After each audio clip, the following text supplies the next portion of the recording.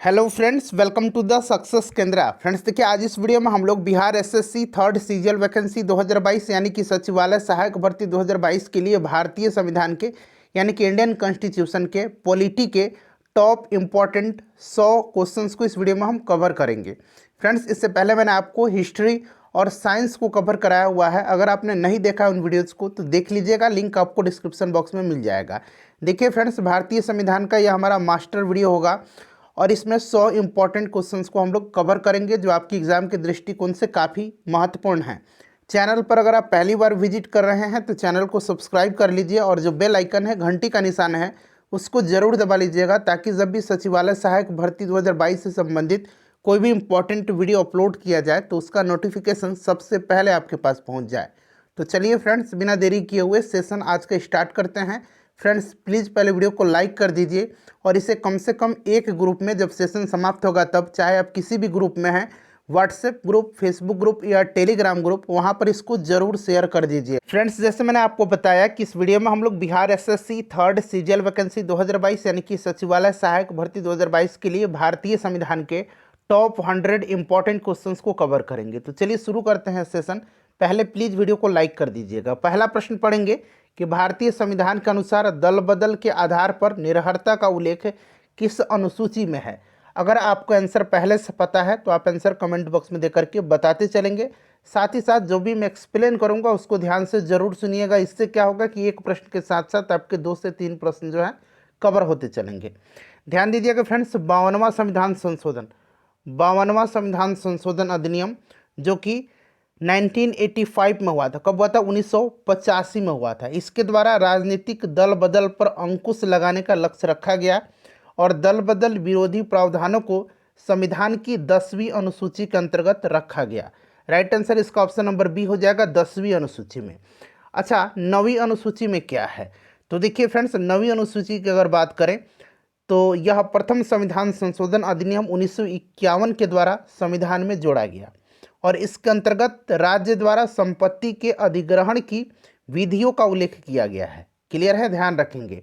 8वीं अनुसूची में 22 भाषाओं का उल्लेख है। 5वीं अनुसूची में जो है, ध्यान देंगे, 5वीं अनुसूची में विभिन्न अनुसूचित क्षेत्रों और अनुसूचित जनजाति के प्रशासन और नियंत्रण के बारे में उल्लेख किया गया है। नेक्स्ट क्वेश्चन कर लेंगे, निम्नलिखित में से कौन सी समिति चुनाव सुधारों से संबंधित है? इसमें से देखिए, वीडियो के लास्ट में आप सभी लोग अपना अपना स्कोर जरूर कमेंट करके बताइएगा। ठीक है फ्रेंड्स?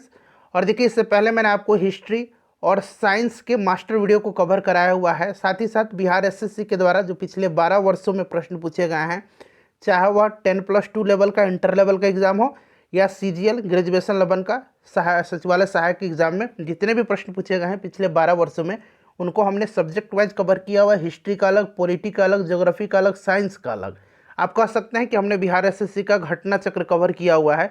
अगर आपने नहीं देखा है तो देख लीजिएगा, लिंक डिस्क्रिप्शन बॉक्स में मिल जाएगा या फिर यूट्यूब पर सर्च कर लीजिएगा, सभी वीडियोज आपको मिल जाएंगे।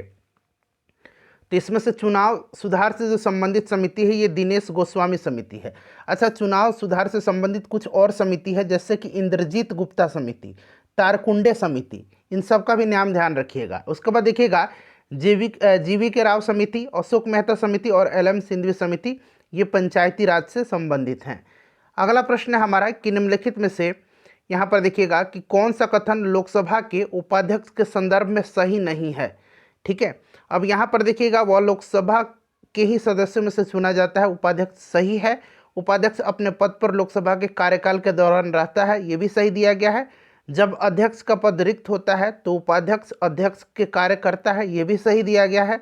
ऑप्शन डी देख लीजिएगा कि जब उपाध्यक्ष लोकसभा के पीठासीन अधिकारी होते हैं तब वह प्रथमतः मत दे सकते हैं, यही गलत दिया गया है। वह प्रथमतः मत नहीं देगा, जब वह पीठासीन अधिकारी है उसको निर्णायक मत देने का अधिकार रहता है, यानी कि वह निर्णायक मत दे सकता है।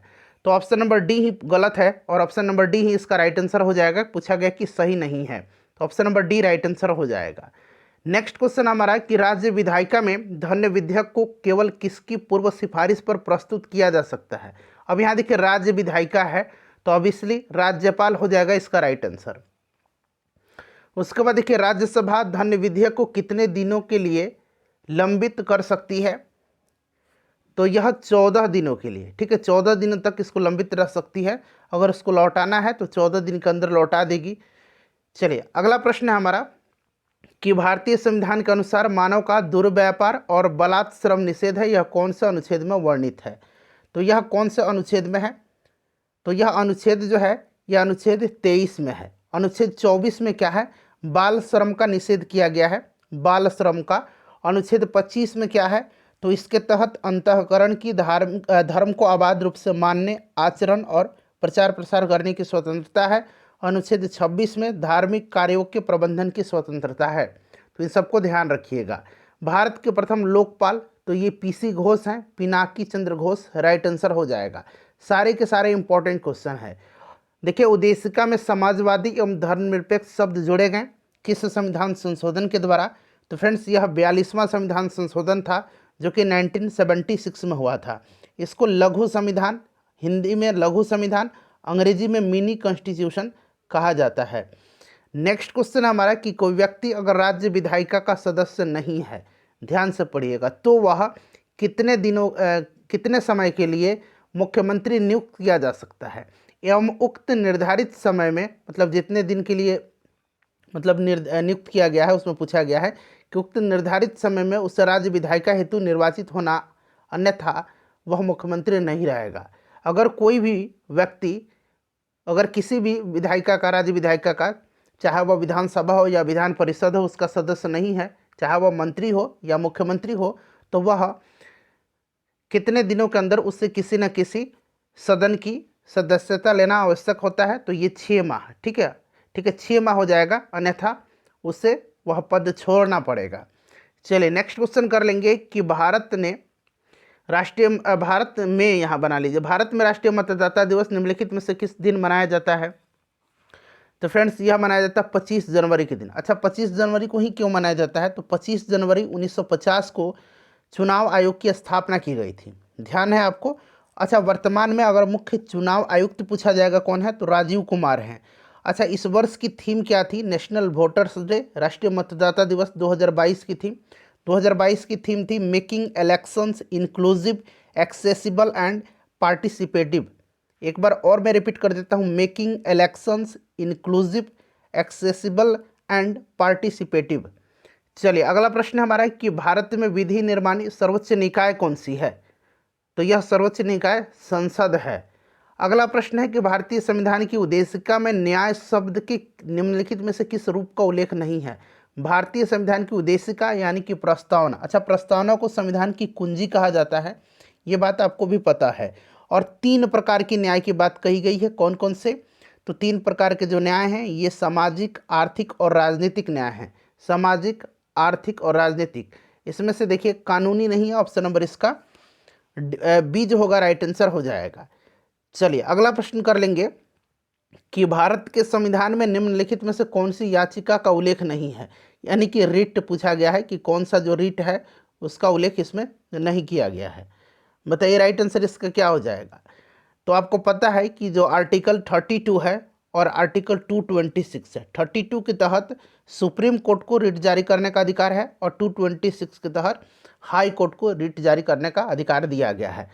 32 जो है इसके तहत सुप्रीम कोर्ट 5 प्रकार का रिट जारी करता है: बंदी प्रत्यक्षीकरण, परमादेश, प्रतिषेध, उत्प्रेषण, अधिकार परीक्षा लेख। ठीक है, तो इसमें से आपका व्यादेश नहीं होगा। चलिए उसके बाद नेक्स्ट क्वेश्चन हमारा कि निम्नलिखित में से कौन सी संसदीय समिति का अध्यक्ष अनिवार्य रूप से सत्ताधारी दल के सदस्यों में से होता है? तो यह जो समिति है यह कौन सी समिति है जिसमें सत्ताधारी दल के सदस्यों में से उसका अध्यक्ष चुना जाता है? तो यह प्राक्कलन समिति है। अच्छा प्राक्कलन समिति में टोटल 30 सदस्य होते हैं और 30 सदस्य केवल लोकसभा से ही होते हैं। लोकलेखा समिति में 22 सदस्य होते हैं, इसमें से 15 सदस्य जो होते हैं ये लोकसभा से होते हैं और 7 सदस्य जो होते हैं ये राज्यसभा से होते हैं। ठीक है, और लोकलेखा समिति का जो अध्यक्ष होता है वो होता है विपक्षी दल का नेता। चलिए नेक्स्ट क्वेश्चन हमारा कि भारतीय संविधान के कौन सा अनुच्छेद में मूल कर्तव्यों का उल्लेख किया गया है? मूल कर्तव्य जो है ये संविधान के भाग 4A या भाग 4 क कह लीजिए हिंदी में, इसी में है। और अनुच्छेद 51 क में इसको रखा गया है या अनुच्छेद 51A कही अंग्रेजी में इसमें रखा गया है। टोटल कितने मूल कर्तव्य हैं फंडामेंटल ड्यूटीज? तो 11 हैं, ठीक है, इसको भी ध्यान रखिएगा। चलिए 42वां संविधान संशोधन जो हुआ था 1976 में, इसके तहत ही सरदार स्वर्ण सिंह समिति की अनुशंसा पर इसको रखा गया है संविधान में। उसके बाद चलिए नेक्स्ट क्वेश्चन है कि भारत में प्रधानमंत्री, तो भारत में प्रधानमंत्री जो होते हैं ये नियुक्त होते हैं राष्ट्रपति के द्वारा, यानी कि राष्ट्रपति द्वारा नियुक्त किया जाता है अनुच्छेद 75 के अनुसार। अनुच्छेद 75 जो है इसके अनुसार राष्ट्रपति द्वारा नियुक्त किया जाता है। निम्नलिखित में से कौन सा विषय भारतीय संविधान के अनुसार संघीय सूची में सम्मिलित नहीं है? तो इसमें से देखिए रक्षा संघ सूची में है, रेलवे है, रिजर्व बैंक ऑफ इंडिया है। स्थानीय स्वशासन जो है ये राज्य सूची का विषय है, राज्य सूची का विषय है, ठीक है, ध्यान रखेंगे। चलिए नेक्स्ट क्वेश्चन है हमारा कि 17वें लोकसभा चुनाव कितने चरणों में संपन्न हुए थे? 17वां लोकसभा चुनाव जो है ये 7 फेजेज में हुआ था, 7 चरण में हुआ था।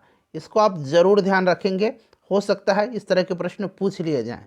नेक्स्ट क्वेश्चन है हमारा कि निम्नलिखित में से कौन सा अनुच्छेद धार्मिक कार्यों के प्रबंध की स्वतंत्रता से संबंधित है?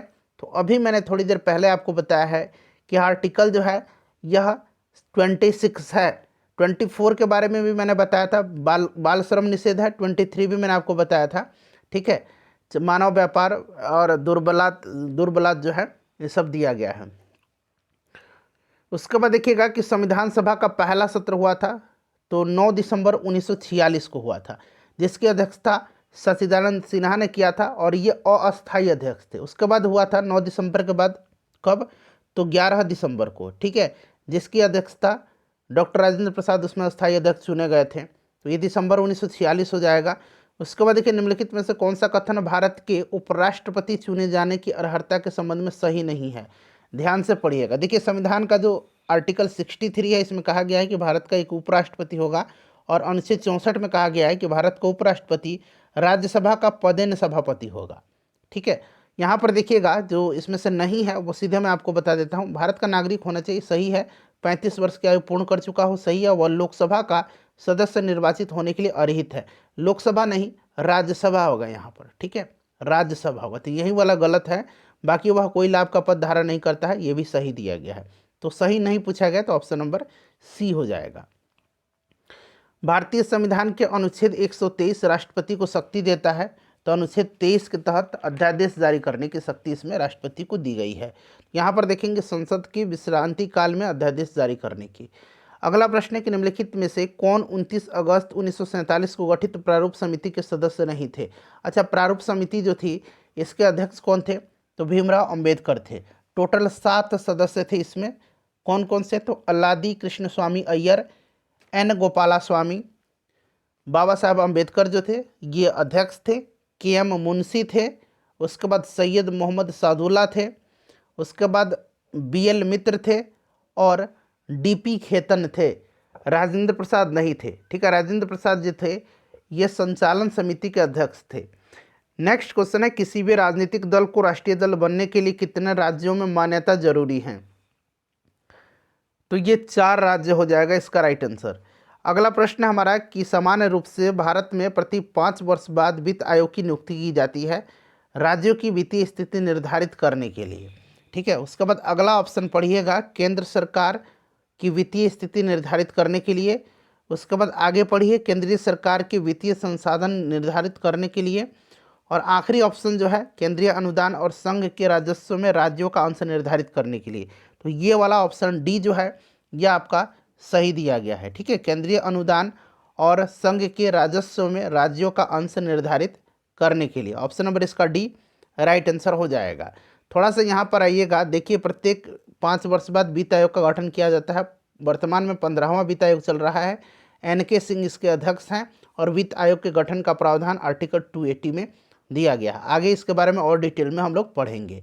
निम्नलिखित में से कौन सा संविधान संशोधन राष्ट्रपति को किसी मामले को पुनर्विचार के लिए मंत्रिपरिषद को भेजने की शक्ति प्रदान करता है? तो यह कौन सा 44वां संविधान संशोधन, इसको ध्यान रखेंगे, ठीक है। यह जो संविधान संशोधन इसके द्वारा राष्ट्रपति को किसी भी मामले को पुनर्विचार करने के लिए मंत्रिपरिषद को भेजने की शक्ति प्रदान करता है। देखिए सूची दिया गया है, मिलान करना है। देखिए मौलिक अधिकार अमेरिका का अधिकार पत्र हो जाएगा। नीति निर्देशक तत्व ये आयरिश संविधान आयरलैंड से लिया गया संसदीय, ब्रिटेन की संविधान से, और केंद्र राज्य संबंध यानी कि संघात्मक जो है कनाडा के संविधान से। तो इसका राइट आंसर आप लोग मिला लीजिएगा, मेरे ख्याल से 4 3 1 2 हो जाएगा। एक बार यहाँ पर आप लोग चेक कर लीजिएगा। उसके बाद देखिए द्रौपदी मुर्मू भारत की, देखिए द्रौपदी मुर्मू भारत के 15वें राष्ट्रपति बनी है, इसको आप ध्यान रखेंगे। 15वें राष्ट्रपति बनी है व्यक्तिगत तौर पर। आप चाहें तो जा करके नेट पर भी सर्च कर सकते हैं, बुक में भी देख सकते हैं, जहाँ मर्जी आपकी, ठीक है। चलिए अगला प्रश्न है हमारा कि भारत किस, अच्छा ये राष्ट्रपति बनने से पूर्व किस राज्य की राज्यपाल रही थी, ज़रा आप मुझे कमेंट करके बताइए। अगला प्रश्न है कि भारत के संविधान के उद्देश्य की प्रस्तावना के बारे में निम्नलिखित में से कौन सा कथन यहाँ पर सही दिया गया, सभी को पढ़िएगा। देखिए उद्देशिका स्वयं न्यायालय में परिवर्तनीय नहीं है, करेक्ट है। उद्देशिका उन उद्देश्यों को बताती है जिन्हें संविधान स्थापित करना और आगे बढ़ाना चाहता है, सही है। उद्देशिका स्रोत को इंगित करती है जहाँ से संविधान अपना अधिकार प्राप्त करता है, सही है। यानी कि तीनों के तीनों सही दिए गए हैं। तो ए बी और सी यहाँ पर देखिए नीचे दिए गए कोड का प्रयोग कर सही उत्तर चुनिए। तो ए बी और सी तीनों सही है। अगला प्रश्न है कि लोकतंत्र के बारे में निम्नलिखित कथनों पर विचार करें। इसमें देखिए इनमें लोगों द्वारा निर्वाचित सरकार का गठन होता है, बिल्कुल सही दिया गया है। लोकतंत्र में वर्तमान में सत्तासीन लोगों को हराने की संभावना काफ़ी होती है। लोकतंत्र में वर्तमान में सत्तासीन लोगों को हराने की संभावना काफ़ी होती है, ऐसा कुछ नहीं है, ये गलत है। प्रत्येक मत का मूल्य एक ही होता है, सही है। तो ए और सी इसका सही होगा, तो केवल ए और सी इसका राइट आंसर हो जाएगा। उसके बाद देखिए निम्नलिखित में से कौन राष्ट्रीय एकता परिषद का गठन करता है। राष्ट्रीय एकता परिषद का गठन 1961 में किया गया था तत्कालीन प्रधानमंत्री जवाहरलाल नेहरू जी के द्वारा। प्रधानमंत्री कार्यालय के द्वारा इसका गठन किया जाता है। उसके बाद देखिए सर्वोच्च न्यायालय ने निजता का अधिकार है, राइट टू प्राइवेसी जिसको हम लोग कहते हैं, संविधान के किस मूलभूत अधिकार के अधीन रखा है। तो इसको रखा है आर्टिकल 21 के अधीन। अच्छा आर्टिकल 21 में व्यक्तिगत स्वतंत्रता का उल्लेख है, प्राण एवं दैहिक स्वतंत्रता का उल्लेख, तो यह आर्टिकल 21 हो जाएगा, ठीक है। चलिए आगे बढ़ेंगे। नेक्स्ट क्वेश्चन है नीति आयोग के उपाध्यक्ष कौन है। तो वर्तमान में नीति आयोग के उपाध्यक्ष जो हैं ये सुमन बेरी हैं। कौन है, सुमन बेरी हैं, याद रखेंगे, बहुत ही यह इंपॉर्टेंट क्वेश्चन है आपकी एग्जाम के दृष्टिकोण से। और अध्यक्ष भारत के प्रधानमंत्री होते हैं। चलिए उसके बाद देखिएगा कि भारत के किस राज्य में द्विसदनीय व्यवस्थापिका नहीं है। वर्तमान में 6 राज्यों में है। कौन कौन से राज्य हैं, उत्तर प्रदेश, बिहार, कर्नाटक, महाराष्ट्र, आंध्र प्रदेश और तेलंगाना। तो यहाँ पर देखिए पंजाब में नहीं है। अगला प्रश्न हमारा कि 1937 ईस्वी में कांग्रेस मंत्रिमंडल कितने प्रांत में बनी थी। इसका आंसर आप मुझे अभी कमेंट करके बताइए। थोड़ा सा अगर आपको एक्सप्लेनेशन देना है तो आप यहाँ पर कमेंट में एक्सप्लेन भी करके बता सकते हैं, इसका आंसर कमेंट करके बताइए। उसके बाद देखिए भारतीय संविधान में प्रारंभ में मौलिक कर्तव्यों का प्रावधान नहीं था। संविधान संशोधन द्वारा संविधान के किस भाग में इसका समावेश किया गया। मौलिक कर्तव्य सरदार स्वर्ण सिंह समिति की अनुशंसा पर मैंने आपको बताया था कि 42वां संविधान संशोधन जो हुआ इसके तहत जो है जोड़ा गया संविधान के भाग 4A में अनुच्छेद 51A में। टोटल कितने वर्तमान में मौलिक कर्तव्य हैं, 11 मौलिक कर्तव्य हैं। राज्य पृथ्वी पर ईश्वर का अवतार है, उक्त कथन किस विचारक का है। तो यह कथन जो है यह जर्मन विचारक हेगल का है। उसके बाद नेक्स्ट क्वेश्चन है कि संविधान सभा में उद्देश्य प्रस्ताव प्रस्तुत किया गया था। तो यह प्रस्ताव जो है यह जवाहरलाल नेहरू के द्वारा 13 दिसंबर 1946 को प्रस्तुत किया गया था। संविधान सभा के प्रथम अध्यक्ष कौन थे। संविधान सभा के प्रथम अध्यक्ष जो थे ये सच्चिदानंद सिन्हा थे। भले ये अस्थायी सदस्य ही क्यों न थे लेकिन पहले अध्यक्ष यही थे, ठीक है, अस्थायी अध्यक्ष थे लेकिन पहले अध्यक्ष थे। चलिए उसके बाद नेक्स्ट क्वेश्चन है हमारा कि किस भारतीय, उसके बाद देखिए थोड़ा सा जान लीजिए, ये 9 दिसंबर 1946 को जो बैठक हुई थी इसी में ये अध्यक्ष थे, अस्थायी अध्यक्ष थे। उसके बाद 11 दिसंबर 1946 को जो बैठक हुई थी उसमें डॉक्टर राजेंद्र प्रसाद को अस्थायी अध्यक्ष चुना गया था। तो पहला पूछा गया तो सच्चिदानंद सिन्हा होगा। किस भारतीय शासन अधिनियम द्वारा भारत में ब्रिटिश सरकार द्वारा सांप्रदायिक निर्वाचन प्रणाली का प्रारंभ हुआ। यह आपको भी पता है 1909 का मार्ले मिंटो सुधार अधिनियम के द्वारा। निम्नलिखित में से क्या भारत का नागरिक बनने के लिए आवश्यक नहीं है। अच्छा नागरिकता का प्रावधान जो है यह संविधान के किस भाग में है बताइए। तो फ्रेंड्स ध्यान दीजिएगा, देखिए नागरिकता का जो प्रावधान है यह संविधान के किस भाग में है। तो ध्यान रखना आपको संविधान के भाग 2 में है, ठीक है, भाग 2 में अनुच्छेद 5 से लेकर के 11 तक में है। क्लियर है। चलिए राइट आंसर इसका हो जाएगा अधिगृहित संपत्ति। ठीक है, आवश्यक नहीं है। बाकी वंशानुक्रम, जन्म और देशीयकरण, ये आपका राइट आंसर हो जाएगा। चलिए उसके बाद नेक्स्ट क्वेश्चन कर लेंगे। अगला प्रश्न है हमारा कि लोकसभा का अध्यक्ष अपना त्यागपत्र किसे संबोधित करेगा। तो ये ऑब्वियसली उपाध्यक्ष को, और उपाध्यक्ष लोकसभा के अध्यक्ष को अपना त्यागपत्र देता है। कौन से मूल अधिकार केवल भारतीय नागरिकों को है। तो ये मूल अधिकार जो है ये 15 है। अनुच्छेद अनुच्छेद 15, अनुच्छेद 16, अनुच्छेद 19 और 29। अनुच्छेद 15 धर्म, जाति, मूल वंश, लिंग, वंश, इन सब के आधार पर भेदभाव का निषेध है। 16 में क्या है, तो लोक नियोजन के विषय में अवसर की समानता है। 19 में स्वतंत्रता है, स्वतंत्रता का अधिकार। और 29 में जो है अल्पसंख्यक वर्गों की हितों का संरक्षण है। ऑप्शन नंबर ई हो जाएगा राइट आंसर। इसमें से सही कथन आपको चुनना है। देखिए राज्यसभा में यहाँ पहले 12 बनाइए आप। ठीक है, पहले यहाँ पर आप 12 बना लीजिए, क्योंकि इसमें मैं पहले आपको बता देता हूँ। 11 सदस्य जो है राज्यसभा में राष्ट्रपति को मनोनीत करते हैं, ये गलत है, 12 करते हैं। प्रत्याशी जो उसी राज्य का होना चाहिए जहाँ से वह राज्यसभा का चुनाव लड़ रहा है।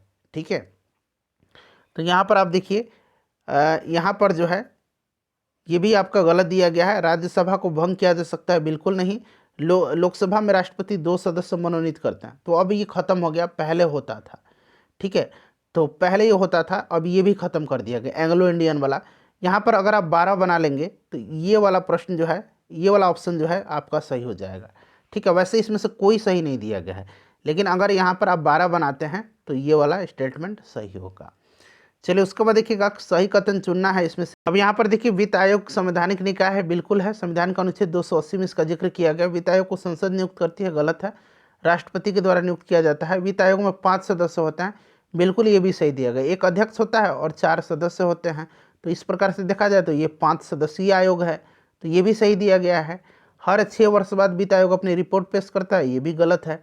तो सही पूछा गया तो सही ए भी है और सी भी मेरे हिसाब से सही है। चलिए उसके बाद नेक्स्ट क्वेश्चन है कि राज्यसभा में गणपूर्ति हेतु कितने सदस्यों की आवश्यकता होती है। तो ये 25 हो जाएगा इसका राइट आंसर। ठीक है, अधिकतम सदस्य संख्या राज्यसभा में कितना है, तो 250 है। तो गणपूर्ति कितना हो जाएगा, 1/10 होता है ना, तो देख लीजिए 25 इसका राइट आंसर हो जाएगा। उसके बाद नेक्स्ट क्वेश्चन है संसद की प्राक्कलन समिति। तो यह अस्थायी समिति होती है। प्राक्कलन समिति के बारे में अभी मैंने आपको बताया था कि इसमें 30 सदस्य होते हैं केवल लोकसभा से। वित्त आयोग के संदर्भ में गलत कथन सुनिए। वित्त आयोग द्वारा की गई सिफारिश राष्ट्रपति पर बाध्यकारी होती है, ये गलत है, बाध्यकारी नहीं होती है। ठीक है, उसके बाद देखिए वित्त आयोग के अध्यक्ष पद के लिए योग्यता संविधान में निर्धारित की गई है, ये भी गलत दिया गया है। ठीक है, ये भी जो है गलत दिया गया है, ये योग्यता निर्धारित नहीं किया गया, संसद के अधिनियम द्वारा ऐसा बनाया गया है, तो ये भी गलत है। अभी तक 15 वित्त आयोग का गठन किया जा चुका है, बिल्कुल सही है। NK सिंह अध्यक्ष हैं। संविधान का अनुच्छेद 280 के अनुसार वित्त आयोग के गठन का प्रावधान है, ये भी सही है। तो गलत चुना गया, पूछा गया है, तो ये भी गलत है, ये भी गलत है। तो मेरे हिसाब से ए और बी दोनों इसका राइट आंसर होना चाहिए। उसके बाद देखिए निम्नलिखित में से कौन सी शर्त 1813 ईस्वी के चार्टर एक्ट का अंग नहीं था। अब यहाँ पर ध्यान से पढ़ेंगे आप तो देखेंगे कि ईस्ट इंडिया कंपनी का भारत में व्यापारिक अधिकार पूर्ण रूप से समाप्त कर दिया गया। इसके द्वारा नहीं किया गया, ये 1833 के चार्टर एक्ट के द्वारा जो है कंपनी के व्यापारिक अधिकार को पूर्णतः समाप्त कर दिया गया था। ठीक है, चलिए तो ऑप्शन नंबर बी जो है ये सही नहीं दिया गया है। उसके बाद देखिएगा कि चीन से कंपनी का चाय का व्यापार सुरक्षित है, इसको ध्यान रखेंगे, ये सही दिया गया है। ठीक है, तो अंग नहीं था, तो ऑप्शन नंबर बी हो जाएगा इसका। उसके बाद देखिए उच्चतम न्यायालय इनकी सुप्रीम कोर्ट के न्यायाधीश के अवकाश ग्रहण करने की उम्र कितनी है। तो ये फ्रेंड्स 65 वर्ष है। ठीक है, 65 वर्ष, option number C right answer हो जाएगा। चलिए अगला प्रश्न हमारा कि इनमें से कौन भारत के राष्ट्रपति द्वारा नियुक्त नहीं होते हैं। तो भारत के उपराष्ट्रपति हो जाएगा इसका राइट आंसर। अगला प्रश्न हमारा बाकी सभी राष्ट्रपति के द्वारा नियुक्त होते हैं, राजदूत, प्रधानमंत्री और मुख्य न्यायाधीश। Option number D right answer हो जाएगा इसका। विभिन्न राजनीतिक दलों की स्वीकृति राष्ट्रीय पार्टी अथवा अन्य प्रादेशिक पार्टी के रूप में कौन प्रदान करता है। तो ये निर्वाचन आयोग, चुनाव आयोग करता है। बिहार के मुख्यमंत्री अभी कौन है, तो नीतीश कुमार जी हैं। ये 8वीं बार अभी बिहार के मुख्यमंत्री बने हैं। आरजेडी के साथ इन्होंने गठबंधन किया हुआ है, आरजेडी और जेडीयू का गठबंधन है, और ये 8वीं बार जो है मुख्यमंत्री बने हैं। 8वीं बार, ये 8वीं बार आपको याद रखना है। भारतीय संविधान के अनुसार राज्य का कार्यकारी अध्यक्ष, यहाँ थोड़ा संघ बना लीजिए, संघ का कार्यकारी अध्यक्ष ये राष्ट्रपति होगा। और अगर प्रश्न में राज्य का कार्यकारी अध्यक्ष पूछा है तो राज्य का, उस राज्य का राज्यपाल होता है। ठीक है, राज्यपाल होता है। भारतीय नागरिकों के मौलिक कर्तव्य, फंडामेंटल ड्यूटीज 11 है। अभी थोड़ी देर पहले मैंने आपको बताया है। राज्यसभा में सदस्यों की अधिकतम संख्या, तो ये भी मैंने बताया 250 होती है। रामनाथ कोविंद राष्ट्रपति पद के प्रत्याशी बनाए जाने के समय किस राज्य के राज्यपाल के पद पर आसीन थे? तो ये बिहार के थे। अभी मैंने द्रौपदी मुर्मू के बारे में आपसे पूछा है, वो आप कमेंट करके बताइएगा। बिहार का द्वितीय राजभाषा, तो द्वितीय पूछा है तो उर्दू हो जाएगा। राजभाषा हिंदी है, द्वितीय उर्दू। उसके बाद देखिएगा कि बिहार के मुख्यमंत्री की नियुक्ति किसने की? तो ऑब्वियसली ये क्वेश्चन था है कि मुख्यमंत्री की नियुक्ति किसके द्वारा की जाती है? तो उस जो संबंधित राज्य है वहाँ के राज्यपाल के द्वारा। तो ये बिहार के राज्यपाल हो जाएगा क्योंकि बिहार के मुख्यमंत्री पूछा गया है। भारत के उपराष्ट्रपति का चुनाव करने वाले सदस्य होते हैं, यहाँ देखिए उपराष्ट्रपति पूछा है। बताइए इसका राइट आंसर क्या हो जाएगा? तो उपराष्ट्रपति में लोकसभा के और राज्यसभा के सदस्य होते हैं, यहाँ पार्लियामेंट ऑप्शन में दिया गया है। उसके बाद देखिए मुख्य न्यायाधीश का अतिरिक्त उच्चतम न्यायालय में न्यायाधीशों की संख्या कितनी है? तो अब ध्यान रखना है आपको, यहाँ ऑप्शन गलत दिया गया है। यहाँ पर आप बना लीजिए, यहाँ पर 34 इसको बना लीजिए, ये 24 की जगह पर 34 एक ऑप्शन बनाइए। अभी वर्तमान में क्या है कि 33 जो है न्यायाधीश हैं और एक मुख्य न्यायाधीश है। तो इस प्रकार से टोटल न्यायाधीशों की संख्या कितनी हो गई? 34 हो जाएगी। ठीक है, चलिए उसके बाद आगे बढ़ेंगे कि भारत है एक, तो भारत एक धर्मनिरपेक्ष राष्ट्र है। जो सदस्य लोकसभा के अध्यक्ष का चुनाव करते हैं वो होते हैं लोकसभा के अध्यक्ष, लोकसभा के सदस्य ही चुनते हैं, तो लोकसभा के हो जाएगा। भारत के राष्ट्रपति जिन सदस्यों द्वारा चुने जाते हैं वे होते हैं। अब राष्ट्रपति है तो राष्ट्रपति पार्लियामेंट भी होगा और राज्यों की विधानसभाओं के सदस्य, यानी कि लोकसभा, राज्यसभा, पार्लियामेंट हो गया और राज्यों की विधानसभा हो गया। ऑप्शन नंबर सी हो जाएगा। पंचायती राज लागू किया गया था, तो यह पंचायती राज की शुरुआत 2 अक्टूबर 1959 को किया गया था तत्कालीन प्रधानमंत्री पंडित जवाहरलाल नेहरू जी के द्वारा। उपचुनाव कराया जाता है तो कभी भी करा लिया जाता है। अब देखते हैं कि जो इलेक्शन कभी कभी बीच में होता है उपचुनाव, ये कभी भी हो जाता है जहाँ सीट खाली रहता है। अगर वहाँ के जो विधायक हैं, वहाँ के सांसद हैं, अगर उनकी आकस्मिक मृत्यु हो जाती है या फिर वो त्याग पत्र दे देते हैं तो उस कंडीशन में कभी भी होता है। उसके बाद देखिएगा कि राज्यसभा की बैठक करने के लिए कोरम क्या है? राज्यसभा तो 25 सदस्य हो जाएगा। दोबारा से ये रिपीट हुआ है। भारत के संघ की राजभाषा के रूप में हिंदी को किस वर्ष अपनाया गया? हिंदी को अपनाया गया था 1949 में। ठीक है, 14 सितंबर 1949 को, याद रखेंगे। राजभाषा देवनागरी में लिखी गई हिंदी भाषा है। उसके बाद देखिएगा कि भारत के निम्नलिखित में से किस राज्य में द्विसदनीय विधायिका नहीं है? तो बिहार में है, तेलंगाना में है, कर्नाटक में है, पंजाब में नहीं है। चलिए उसके बाद देखिएगा 6 राज्यों में है, मैंने आपको बताया है। भारत में निम्नलिखित में से कौन एक संवैधानिक निकाय है? संवैधानिक निकाय इनमें से वित्त आयोग है, क्योंकि आर्टिकल 280 अनुच्छेद जो है संविधान का, उसमें इसका जिक्र है। निम्नलिखित में से कौन सा कथन लोकसभा के बारे में सही दिया गया है? अब देखिए लोकसभा के बारे में, यहाँ पर भारत के संविधान में द्विसदनीय संसद का यह ऊपरी सदन है, गलत दिया गया है, निचला सदन है। भारत के संविधान द्वारा आवंटित सदन की अधिकतम संख्या 545, ये भी गलत है, अधिकतम 550 हो गया क्योंकि 2 एंग्लो इंडियन को हटा दिया गया है। भारत के राष्ट्रपति द्वारा एंग्लो इंडियन समुदाय के 2 सदस्यों को नामित किया जाता है, क्योंकि अब ये हटा दिया गया, इसीलिए अब ये 550 हो गया, क्योंकि पहले 552 था, अब ये 550 हो गया है। तो ये भी गलत, ये भी गलत, ये भी गलत। लोकसभा के सदस्य 4 वर्षों के लिए अपना सीट रखते हैं, ये भी गलत, 5 वर्षों के लिए। तो कोई भी इसमें सही नहीं है। ठीक है, अगर यहाँ पर आप निचला सदन बना लेंगे, सपोज मैंने सब कुछ बता ही दिया आपको, तो ये वाला सही होगा। यहाँ अगर आप 550 बना लेते हैं तो ये वाला सही हो जाएगा। यहाँ अगर 5 वर्ष बना लेते हैं तो ये वाला सही हो जाएगा। फिर गलत कथन ये वाला हो जाएगा। चलिए उसके बाद देखिएगा कि मौलिक अधिकार जो केवल भारतीय नागरिकों के लिए उपलब्ध है, मैंने बताया था अभी कि आर्टिकल 15, 16, 19 और 29, ऑप्शन नंबर डी हो जाएगा उपरोक्त सभी। निम्नलिखित में से कौन सा संशोधन भारत के मिनी संविधान के रूप में जाना जाता है? तो मिनी संविधान, लघु कॉन्स्टिट्यूशन, मैंने आपको बताया था 42वां संविधान संशोधन अधिनियम जो कि 1976 में हुआ था। अगला प्रश्न है कि भारत के महान न्यायवादी की नियुक्ति कौन करता है? महान न्यायवादी की नियुक्ति जो है ये राष्ट्रपति द्वारा की जाती है। राष्ट्रपति के प्रसाद पर्यंत यह पद धारण करता है। भारतीय संविधान का अनुच्छेद 76 में इसका वर्णन है। और ये अटॉर्नी जनरल ऑफ इंडिया जो होता है, भारत का महान न्यायवादी सर्वप्रथम भारत सरकार का विधि अधिकारी होता है। महान्यायवादी को हटाने का अधिकार संसद को नहीं है। भारत के प्रथम महान्यायवादी MC सीतलवाड़ थे, वर्तमान में R वेंकटरमणी हैं। ये सब ध्यान रखना आपको। उसके बाद कि भारत के राष्ट्रपति अपना त्यागपत्र किसे सौंपेगा, तो यह उपराष्ट्रपति को, और उपराष्ट्रपति राष्ट्रपति को। राज्य मंत्रिपरिषद किसके प्रति उत्तरदायी है, राज्य मंत्रिपरिषद, तो यह विधानसभा के प्रति। वहीं अगर केंद्र में पूछता तो मंत्रिपरिषद लोकसभा के प्रति उत्तरदायी होती है। भारत के महान्यायवादी को कौन हटा सकता है, तो क्योंकि अभी मैंने बताया कि राष्ट्रपति के प्रसाद पर्यंत यह पद धारण करता है, तो ये राष्ट्रपति हटा सकता है।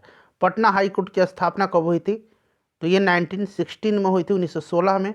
बिहार में लोकसभा सीटों की संख्या, लोकसभा की 40, राज्यसभा का पूछेगा तो कितना बताइएगा, राज्यसभा का 16, कितना है, राज्यसभा की सीटों की संख्या 16 है, विधानसभा का 243 है, विधान परिषद का 75 है। चलिए उसके बाद देखिएगा कि राज्यसभा का सदस्य निर्वाचित होने के लिए आवश्यक न्यूनतम उम्र सीमा। अब प्रश्न पढ़िएगा बढ़िया से, राज्यसभा, कभी कभी आपको जल्दीबाजी में लोकसभा पढ़ा जाएगा, तो राज्यसभा 30 वर्ष और लोकसभा 25 वर्ष। अगला प्रश्न हमारा कि भारत के राष्ट्रपति को पद से कौन हटा सकता है, तो यह महाभियोग की प्रक्रिया के द्वारा संसद हटा सकता है। उसके बाद देखिए एक व्यक्ति जो ग्राम पंचायत की सदस्यता के लिए चुनाव लड़ना है उसको, उसकी उम्र कितनी होनी चाहिए, तो इसकी उम्र 21 वर्ष या उससे ऊपर होना चाहिए, चुनाव लड़ना चाहता है वो, ठीक है, ध्यान रखना आपको। उसके बाद देखिए राज्यसभा और लोकसभा की संयुक्त बैठक कौन बुलाता है, तो राष्ट्रपति बुलाते हैं। उसके बाद देखिएगा कि R वेंकटरमणी निम्नलिखित में से किस महत्वपूर्ण पद पर आसीन है, तो अभी मैंने बताया आपको अटॉर्नी जनरल ऑफ इंडिया के पद। 100 क्वेश्चन मैंने आपको कंप्लीट करा दिया। वीडियो को प्लीज़ लाइक कर दीजिएगा और शेयर